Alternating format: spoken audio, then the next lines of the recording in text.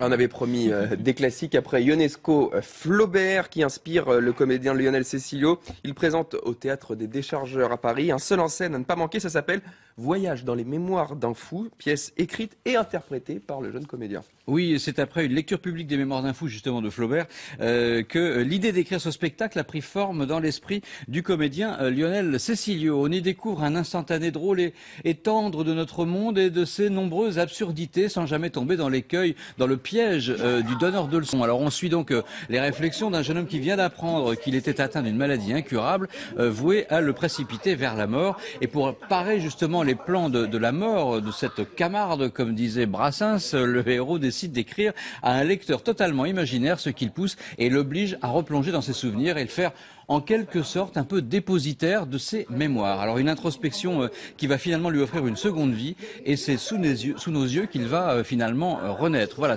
franchement, c'est admirablement interprété. On passe du rire aux larmes en étant subjugué par l'impressionnante palette justement d'expression du comédien qui, je vous assure, n'a pas fini de faire parler de lui.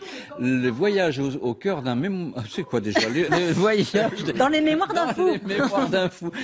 Et dans le cœur peut-être aussi. C'est sûr que vous l'avez vu. Et par Cecilio, c'est génial, je peux vous le dire. C'est tous les soirs au Théâtre des Déchargeurs à Paris, regardez. Je rêvais à mon ennui. L'ennui est le meilleur allié du poète. Il est la douceur de l'exil. Il est la sanité des fous. Il est la nourrice de la solitude. Je rêvais, tandis que mes camarades ricanaient de moi et que l'éducatrice m'humiliait. Jeune homme! Bon, oui, vous cessez de bailler aux corneilles et vous vous mettez au travail, jeune homme. Ah oui, non mais véritablement, hein, il va falloir s'y mettre.